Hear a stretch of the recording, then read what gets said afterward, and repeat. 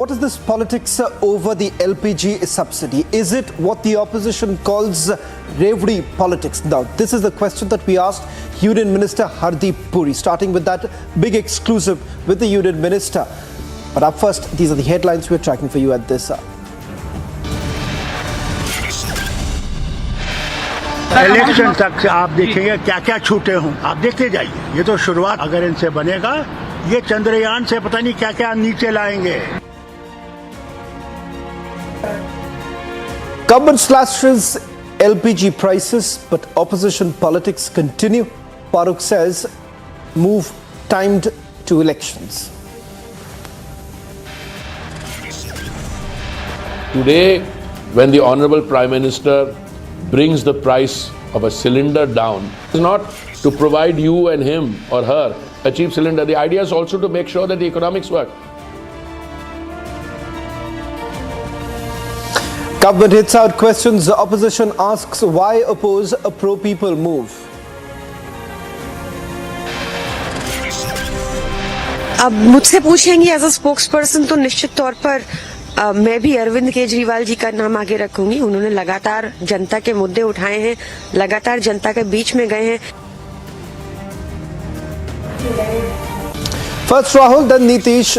Suspense over now builds over Kejriwal's entry into the race for prime ministerial phase. पूरा लद्दाख जानता है कि China ने हमारी जमीन हड़प ली, तो ये मैप की बात तो बड़ी गंभीर है, मगर इन्होंने जमीन तो ले ली है। After China's map provocation, Rahul Gandhi is at it again, repeats land taken away. From Lahore to Peshawar, massive unrest in Pakistan as anti-government protests intensify.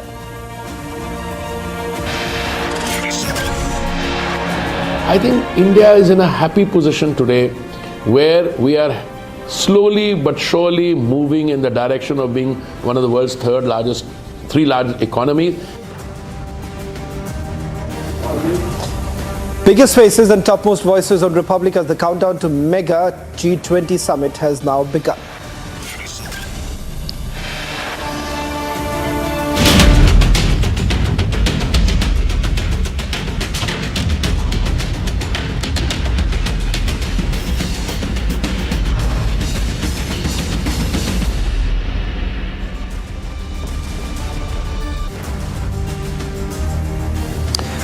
Ladies and gentlemen, the central government announced a big relief for the common man. This was a decision taken by the Union Cabinet yesterday. They approved 200 rupees reduction in the LPG cylinder prices for all connection holders, making them cheaper. Now, for the Ujjwala beneficiaries, the price will now be around 703 rupees after considering the continuing 200 rupees per cylinder subsidy. Now, the centre's move to cut the LPG price ahead of 5 crucial assembly polls has drawn flack from various pockets of the opposition bloc, with the parties essentially claiming that BJP-led central government's fear of defeat is the real reason behind this decision. However, busting all the claims and denying all the allegations is none other than Union Minister Hardeep Singh Puri, who spoke exclusively to Republic TV earlier today. In fact, the Union Minister complimented the administration for adopting the much-needed price reduction for the LPG cylinders and claimed that everyone in the country has applauded the centre's most recent action. And more importantly, he gives you the rationale behind this decision and says that this is not reverie politics.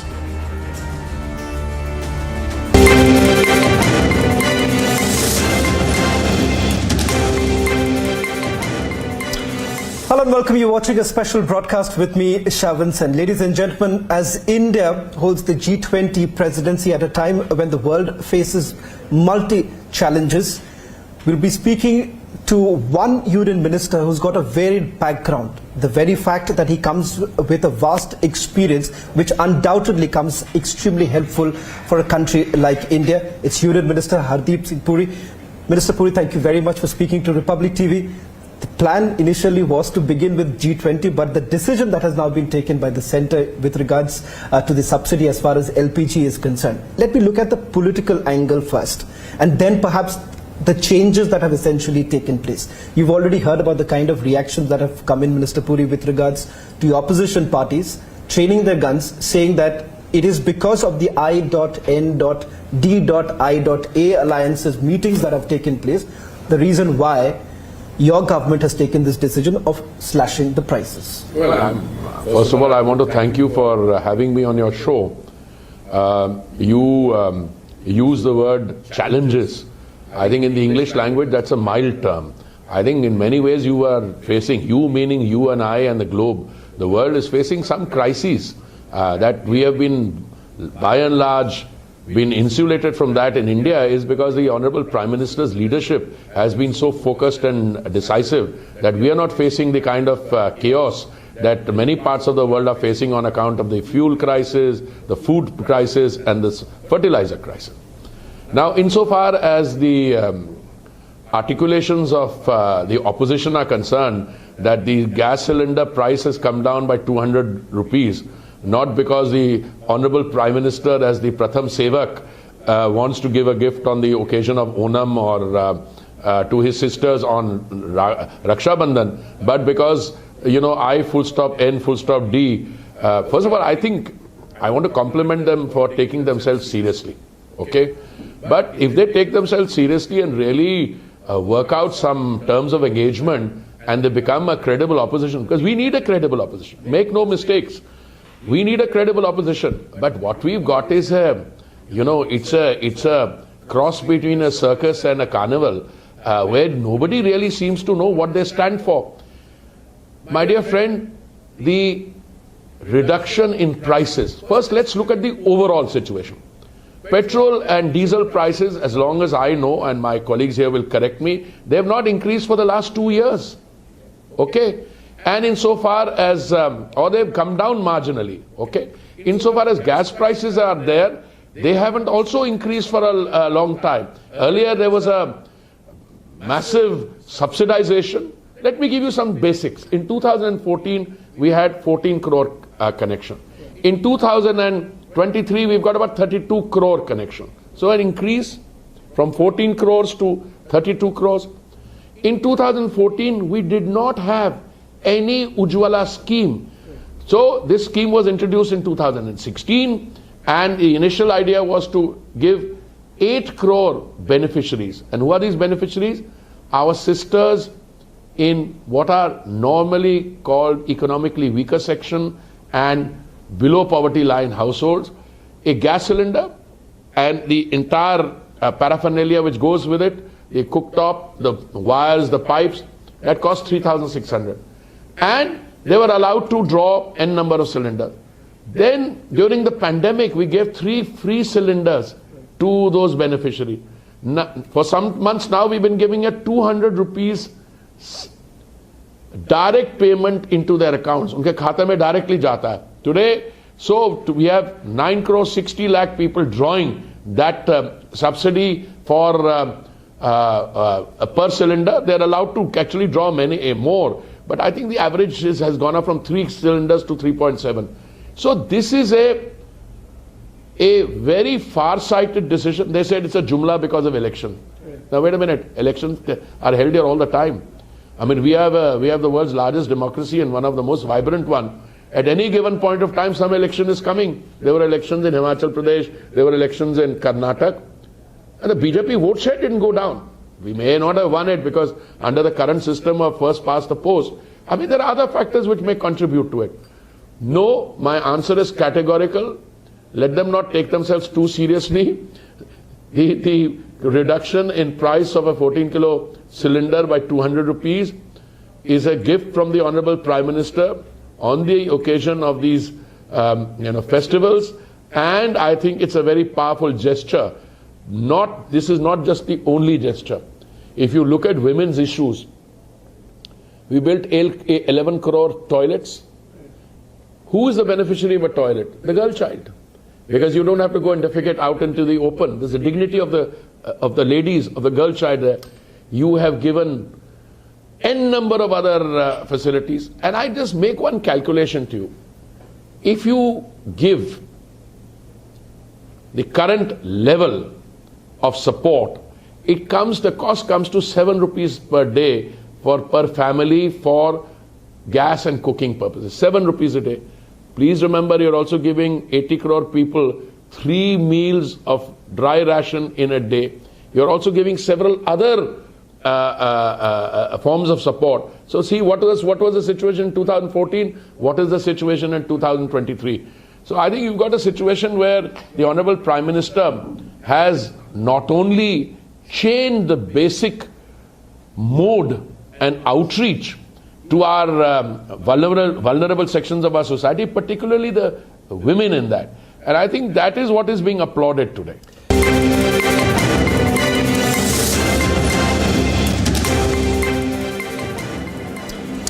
Well, in fact, time for another big exclusive. Shifting focus now to India's chess prodigy.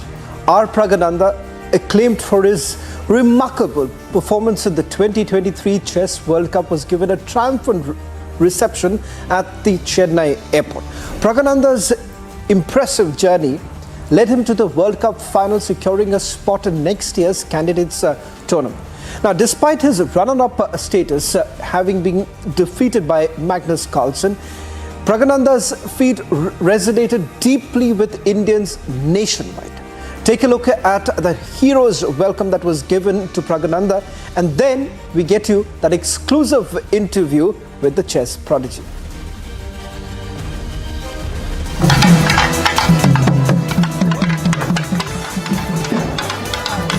Rewriting history and making the culmination of his remarkable journey at the 2023 FIDE World Cup.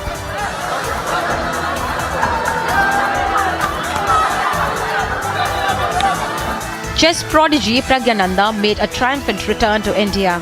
Upon his arrival at Chennai airport, a grand welcome awaited him, meticulously organized to honor his spectacular accomplishments. Watch how the streets were lined up with fervent fans.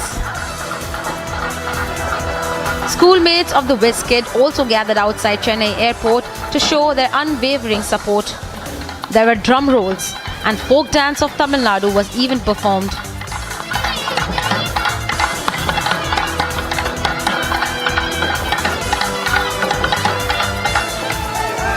And then there was Pragananda, presented with bouquets and shawls with flowers strewn on his path, recognizing the pivotal role their encouragement played in his achievements. Yeah, I feel really happy to see many people like this recognizing, and this is just a very good feeling. I think this is what every sportsman dream of, and I'm very happy to get that. And I think this is a moment it shows chess is growing, and I'm very happy to see that. While the star kid's sister expressed delight at the warm and enthusiastic reception he received. Yeah, it's amazing. I've witnessed something like this when, 10 years back, when Vishayanand sir had won World Championship match. We had fantastic welcome. We went to airport actually to receive him. We were one of them, and it's amazing to see that Prag is getting the same love and from all the people, from the school management, the government, and all the people around here. It's just fantastic. Later in the day, he went on to meet Tamil Nadu Chief Minister M.K. Stalin and Sports Minister Udayanidhi Stalin. He was felicitated by them. Pragananda's coach Ramesh R.B., his father Ramesh Babu and his mother Nagalakshmi were also present during his chat with the Chief Minister and the Sports Minister.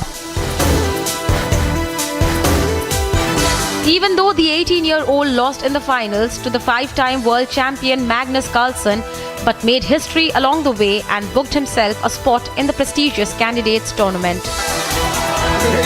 Bureau Report, Republic TV. Republic, in fact, also spoke to Pragananda the moment he arrived in Chennai. It's a remarkable journey that he has had. And he's not only made the entire nation proud with his achievement, but he has also inspired many with what he has achieved so far.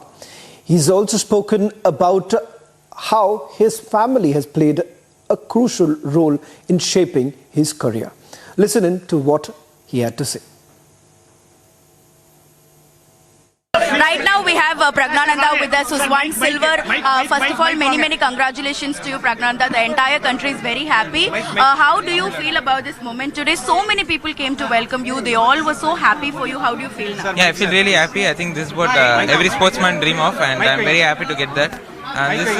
It shows that chess is growing. I mean, so many people following it, and I'm very happy to see that as a chess fan. You are now going to be one of the candidates. It's such a big honor.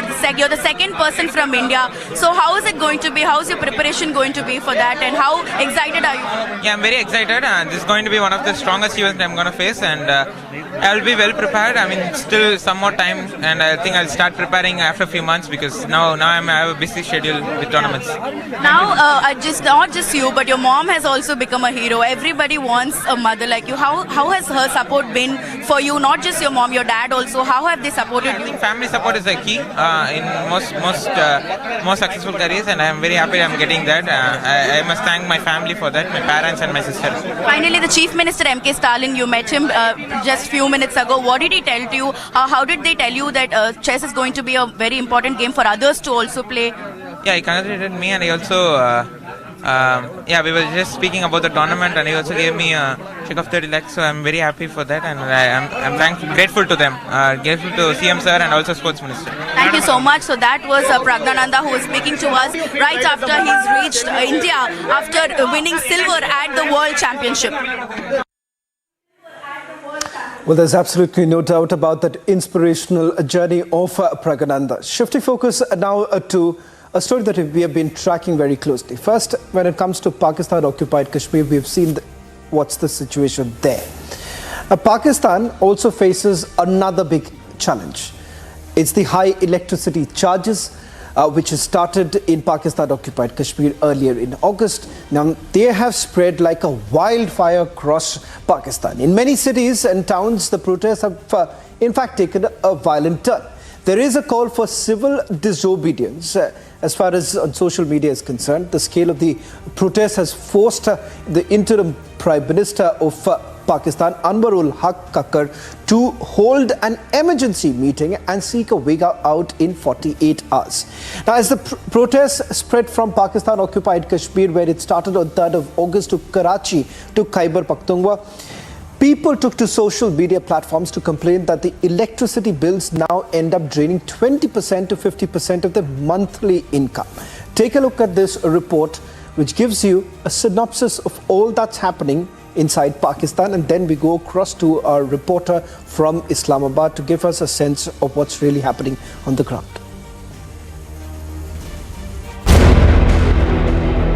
In Pakistan, yet again, there is complete chaos on the streets.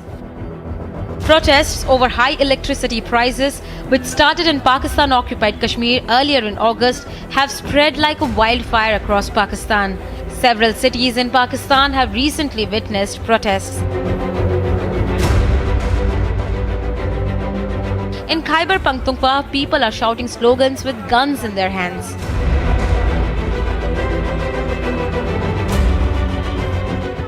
In Islamabad, people are out on the streets with banners against the government.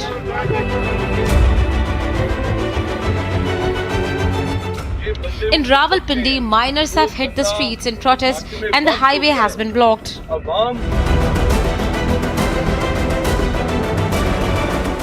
Protests have also broken out in Karachi and Lahore, where people have blocked roads, burned tires against the high electricity charges, which have brought hefty bills for the month of July for households and businesses. The scale of protests have forced interim Prime Minister of Pakistan, Anwarul Haq Kakar, to hold an emergency meeting and seek a way out in 48 hours. Pakistanis have been reeling under back-breaking inflation, worsened by the stringent conditions imposed by International Monetary Fund while approving a $3 billion financial assistance package. The increase in electricity charges added to the problems, and the people in Pakistan have been forced to take to the streets. Bureau Report, Republic TV. Let me go across to Republic reporter from Islamabad, Kaswar, who's joining us from outside the Pakistani parliament. Kaswar, just walk us through the details that you're picking up. How did it all start? We've reported about what was happening in Pakistan-occupied Kashmir.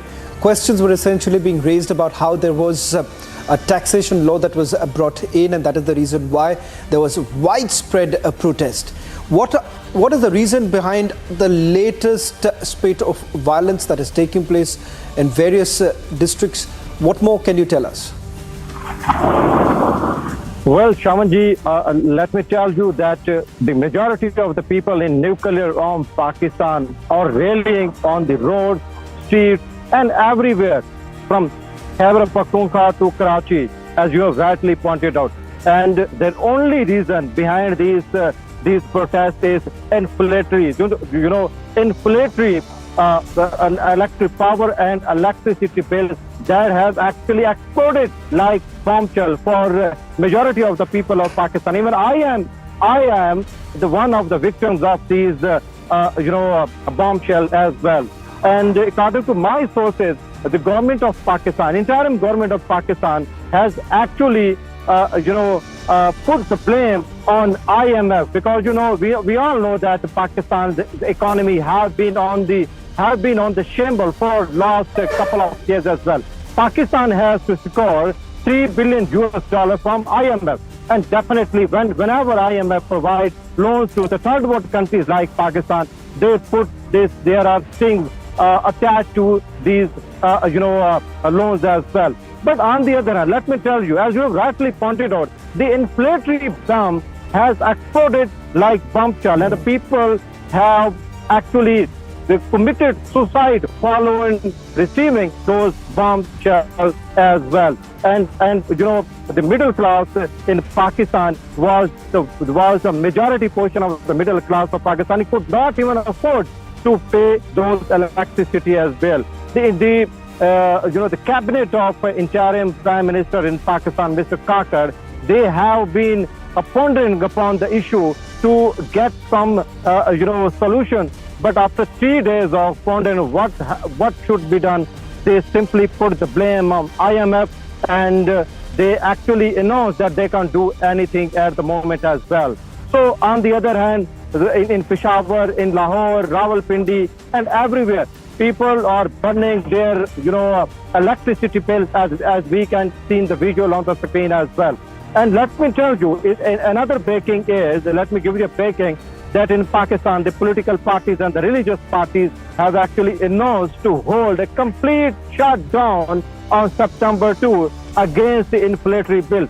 And now, Shamanji, let me explain. On one hand, you have got inflationary power bills, but on the other hand, still the 9 to 11 hours of load shedding is being observed across to Pakistan as well. This is what is in addition to unemployment, high rising inflation, and other events. And definitely it all leads to the bombshell of disobedience in Pakistan. And this is the sad story coming out of Pakistan. And even the interim government, according to my sources, they don't have the powers to look into the matter as well. According to one of my sources, who's a secretary here in the Pakistan's federal cabinet, he said the interim government has not mandate to tackle on these issues as well, because they are here only to hold general election. So practically on the ground, we have a government which has not mandate to tackle these burning issues as well. So in a nutshell, power is, the Pakistanis are not getting power, but on the other hand, they are getting an inflationary bill. On the other hand, we have a triple-figure inflation as well. That is increasing each coming day as well. So it is a story of a country which is a nuclear arm, but on the other hand, it is unable to give relief to majority masses as well.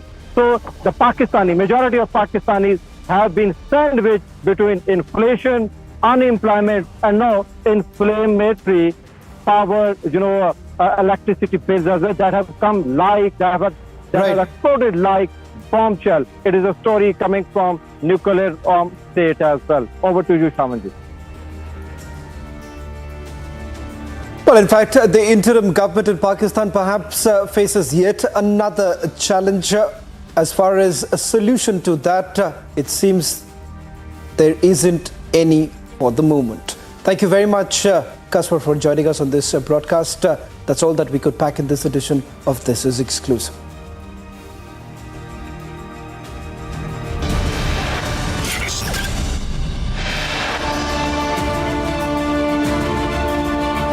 On the other side, biggest faces and topmost voices on Republic as the countdown to mega G20 summit has now begun.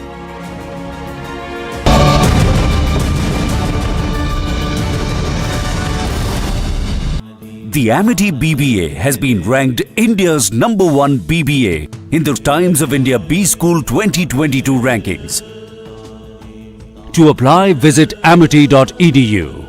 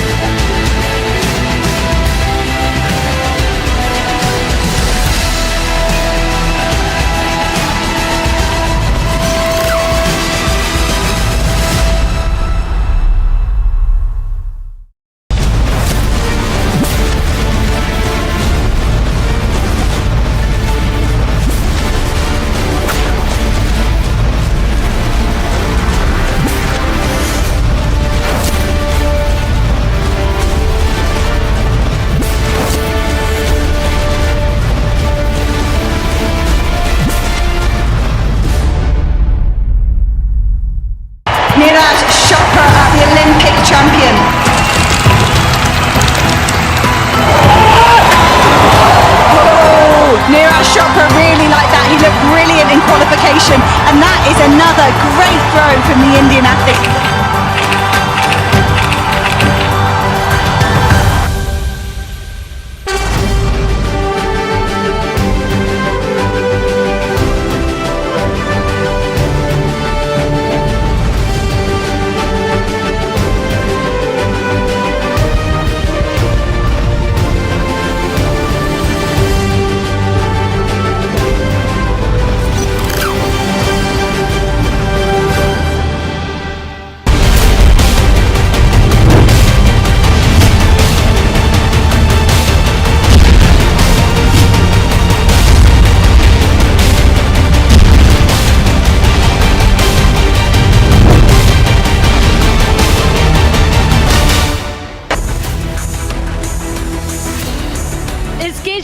Now in the race to be the Prime Minister's face. Rahul, Nitish, Kejriwal, who all are in the race. Race to claim top role heats up in INDIA block, debating tonight at 9 p.m.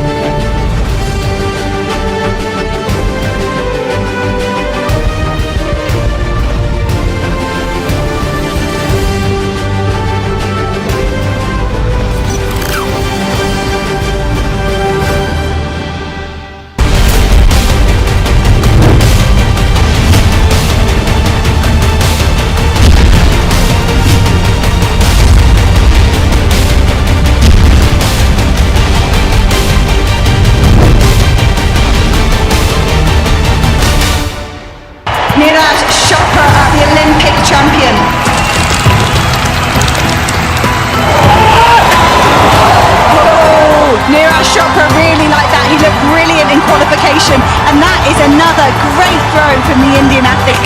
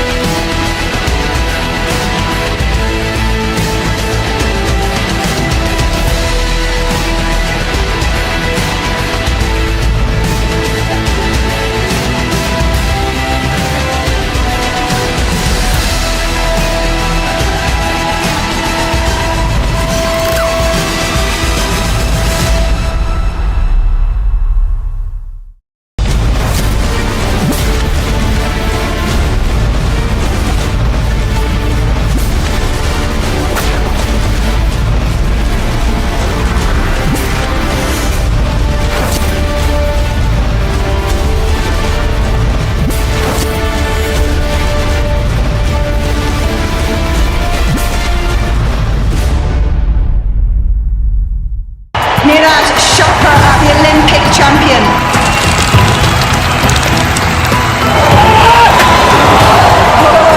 Neeraj Chopra really like that. He looked brilliant in qualification, and that is another great throw from the Indian athlete.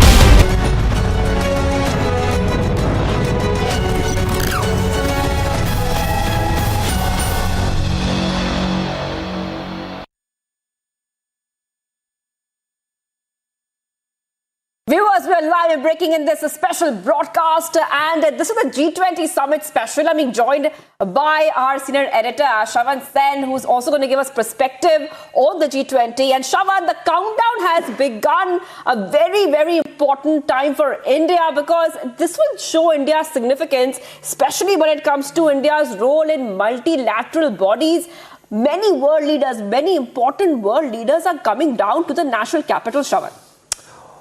Well, that's right, Shivangi. All eyes certainly on the G20 summit. Just about less than a week to go for the marquee event that's going to happen here in the national capital. Now, as far as India's presidency of the G20 is concerned, remember, it has been a mega show. We're talking about several months put together, over 50 cities where these events have taken place, and looking at multiple challenges. And in fact, as you rightly pointed out, multilateral organizations today face a multifold crisis. And that is exactly what, in an exclusive interview to Republic TV, Union Minister Hardeep Singh Puri also indicated. But on this broadcast today, we'll also take a look at how exactly is India becoming the voice of Global South. But up first, these are the headlines we are tracking at this hour.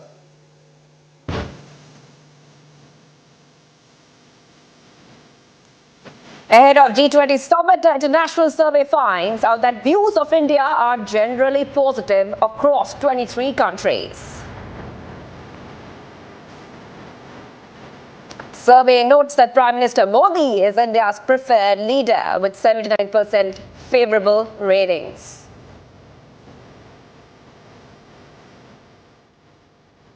I think India is in a happy position today where we are slowly but surely moving in the direction of being one of the world's three largest economies. Former diplomat and Union Minister Hardeep Puri tells Republic that his big focus will be on Global South during India's G20 presidency.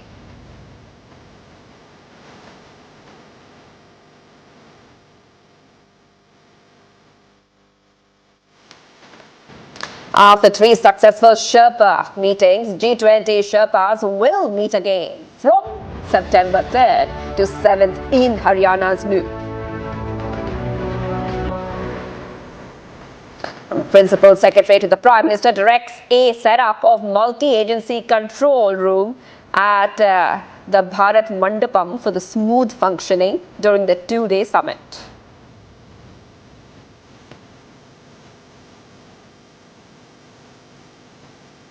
For the first time, a mobile app has been made for G20 called G20 India to showcase digital prowess of India.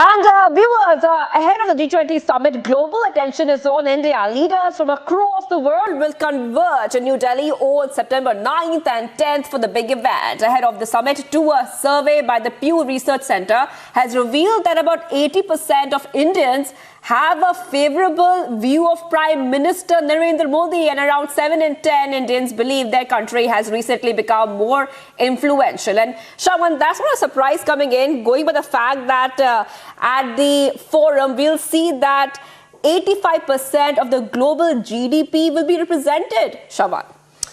Well, in fact, an expansion on the cards too. Let's not forget Prime Minister Modi also mooting the idea of perhaps bringing in the African nations.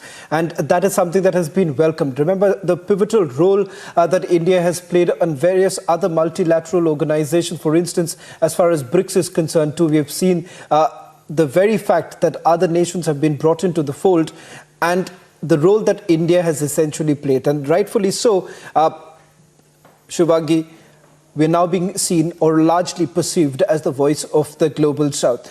Mr. Sachdeva is joining us on this broadcast. Mr. Sachdeva, thank you very much for joining us on this broadcast. Let me straight away begin by asking you, as far as these ratings are concerned, the Pew Research Center, as my colleague Shubhangi was pointing out, with regards to the acceptability of the Prime Minister. But let me put this in the G20 context.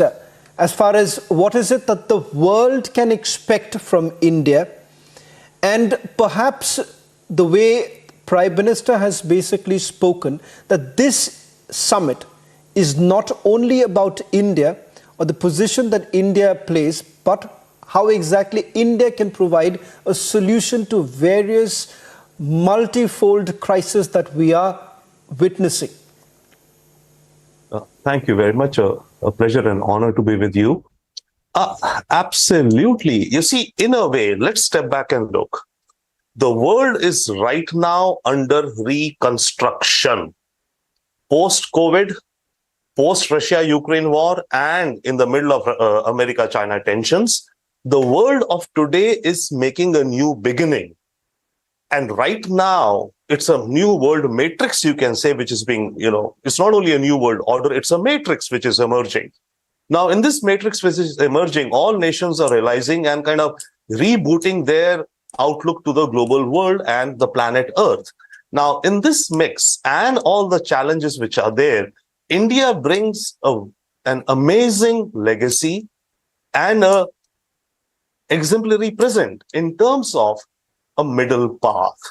The world of today has to realize that's the only way. And that's what you see India is talking about. Okay, on the one hand, we say the global south. I'll come to that in a moment.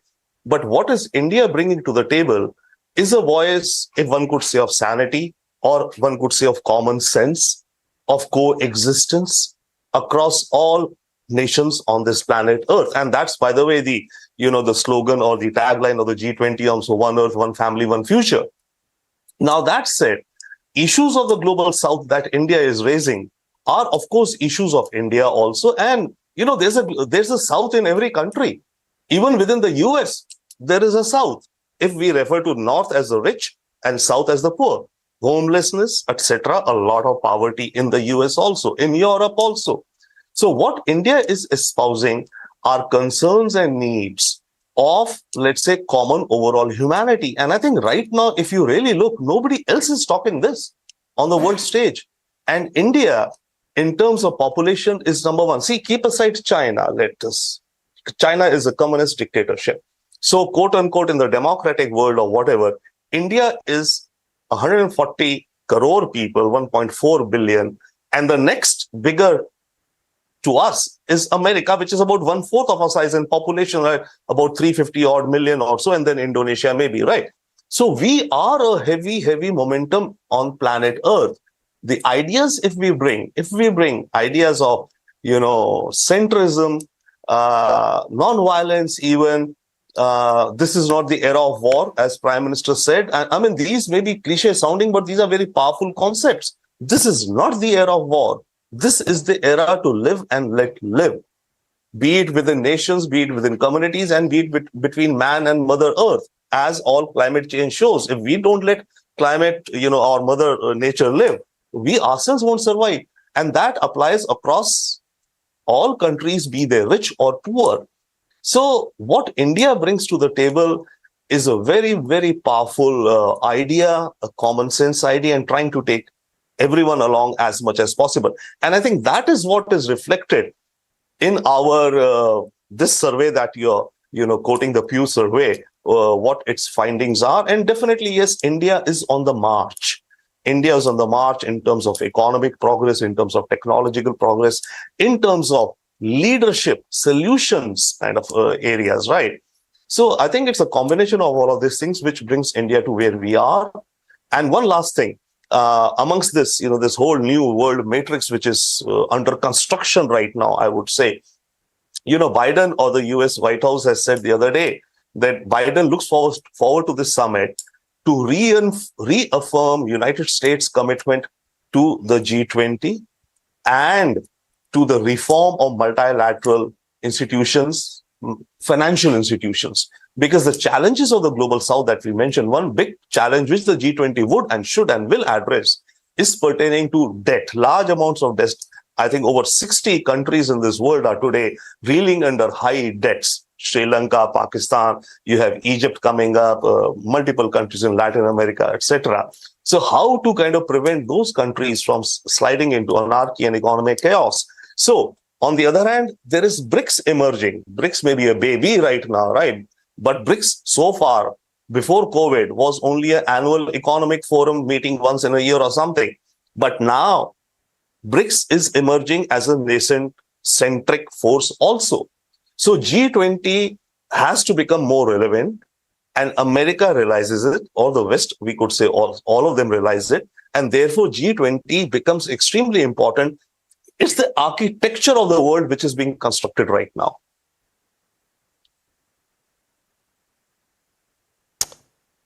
Well, thank you very much, Mr. Sachdeva, for joining us on this broadcast as we continue our special broadcast on the G20. What is it that perhaps everyone can really look forward to, Shivaki? Because that's the big question that is being asked. What is it for every Indian today as far as the G20 summit is concerned? Right. And Shravan, we know that in just some time, global leaders will be coming down to India in Delhi. Delhi will be the center point, Shravan, which will see the biggest leaders discuss important issues and address the pressing issues which are plaguing the world today, whether it be economy or any other issue which we are seeing in the global order, and that will place India in a very strong position. The countdown has begun, Shravan, for the mega summit, and it will take place in the national capital. Now, what we are seeing is that Republic is getting you all the details. A short while back, Republic has spoken to Union Minister Hardeep Singh Puri on what this means for India. Listen in. See, I was a professional diplomat for 39 years.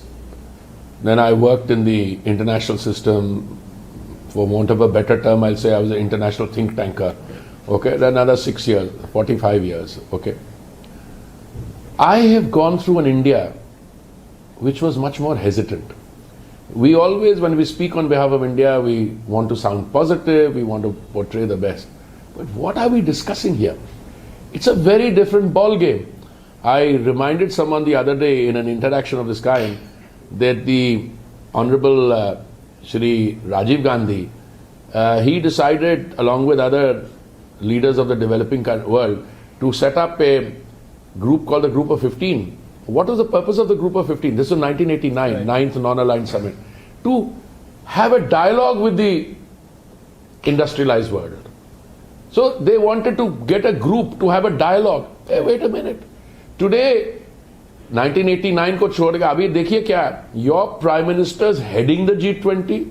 He goes and addresses the G7. He doesn't need the support of other developing countries. But the other sea change, what you are doing in India today, much of your achievements, and I can list them out. You know, what percentage of digital was part of the payments as a percentage of GDP in 2014? Little bit. How much is now? Massive. What are the other things you're doing? Some of your experimentation in urban, I mean, read the declaration of the Urban 20. I mean, they're looking at India as an ideas provider. Then you look at what you're going to be doing on biofuels. You look at what you're doing. The major difference is that India is succeeding today.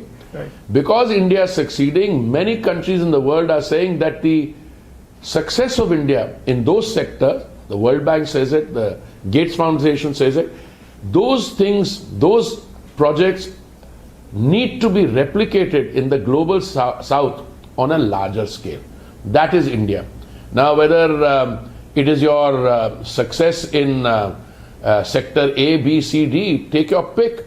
I mean, I was in, I think, Pune recently, and there was the African minister who, they're having an African summit on climate. And she requested that, you know, we would like to learn from India what you have done in the case of biofuels. Yeah. So I immediately put together a delegation. I can recall offhand Praj Industries, several others. They visited them and say, hey, some of them are in Africa. Hey, in 2014, your biofuel mix was 1.5%. Today, you are looking at a 12% biofuel mix. And the rate at which we are going, you need 1,000 crore liters of ethanol by 2025, and you're going to get it. You're talking about 1% sustainable aviation fuel, ethanol mix. Right. You know, the sky's the limit. And you know, when you grow in biofuels, you're also adding to your, complementing your agricultural sector.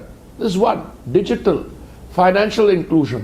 What you're doing in the case of, you know, SDG 5, women's empowerment. I mean, I can start listing it all. That is the India. I find one thing very interesting, Mr. Puri, is the fact that when you were in Brazil, the biofuel blending that you essentially spoke about in the past also, the challenges you faced then of bringing it at that point in time to what you're bringing in right now. As I understand, you said that E85 vehicles have already been brought in. We are looking at one challenge which used to be only 20% to up to 85%. Do you believe this is the kind of model that we perhaps want to project and tell the world that a lot of it, what seemed to be absolutely impossible back then, even 2002, 2000, seems to be quite an achievement for India now? That's the difference that the Prime Minister brings. That's the difference between, I mean, in a simple put, Modi hai to mumkin hai. I mean, it's a fact.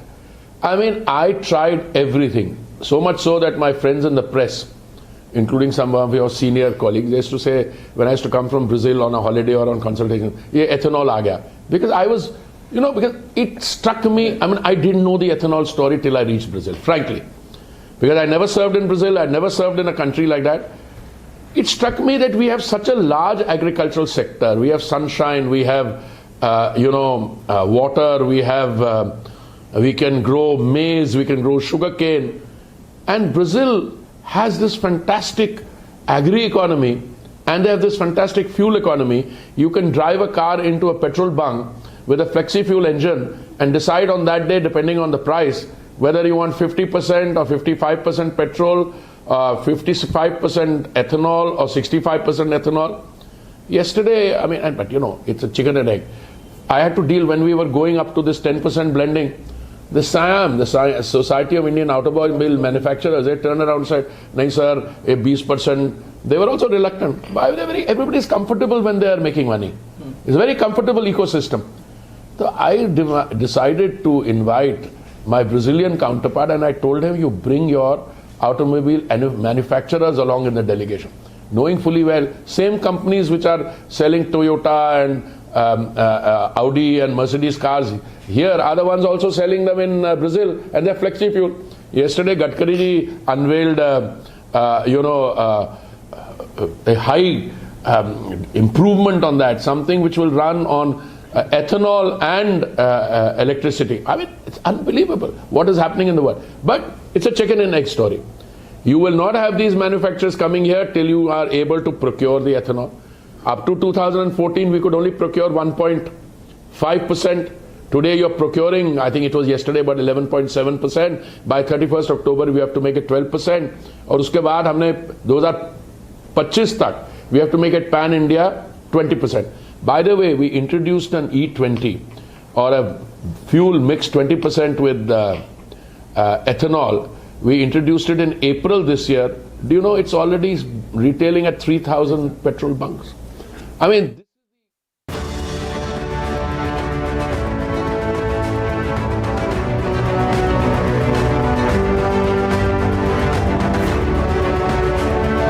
Viewers, much more coming up on the other side. The countdown has begun, viewers. And what we are seeing is the Principal Secretary to the Prime Minister directing a set up a multi-agency control room for smooth functioning during the two-day summit.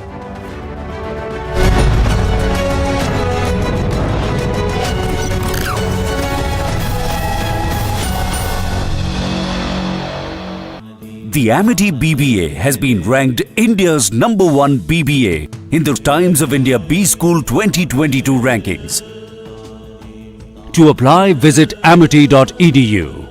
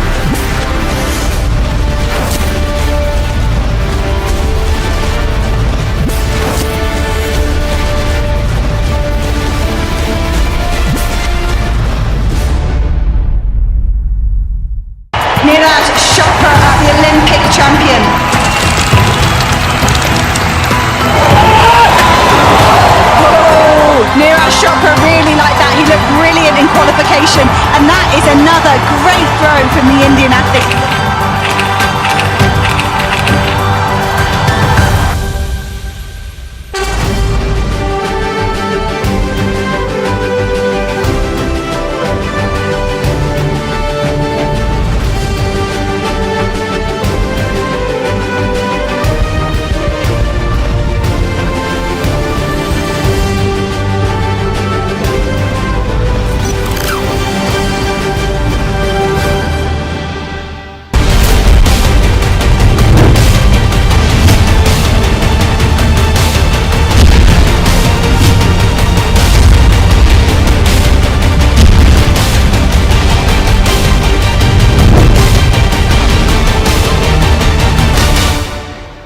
Neeraj Chopra, the Olympic champion.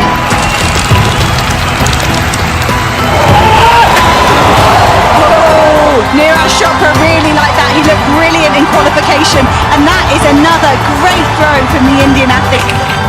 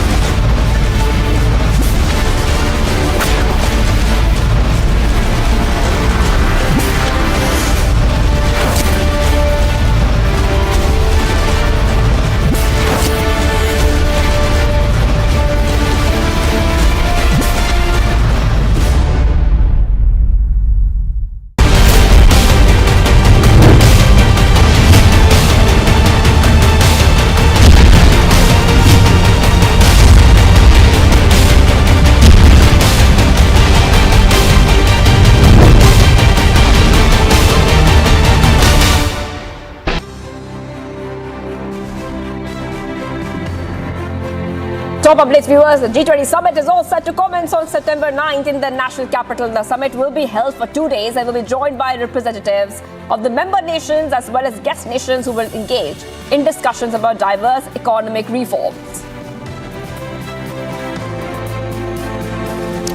The G20 summit will be held in New Delhi at the Bharat Mandapam at the ITPO Convention Center in Pragati Maidan. In addition to the primary summit location, foreign delegates are also to visit key venues of national capital like Rajghat and other areas.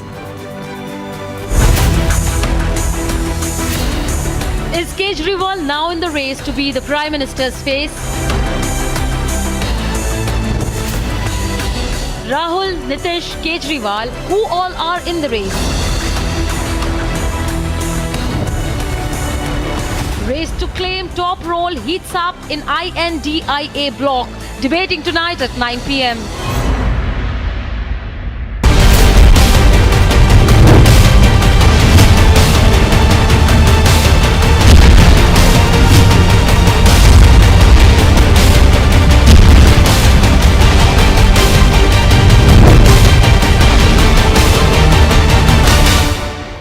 Neeraj Chopra, the Olympic champion.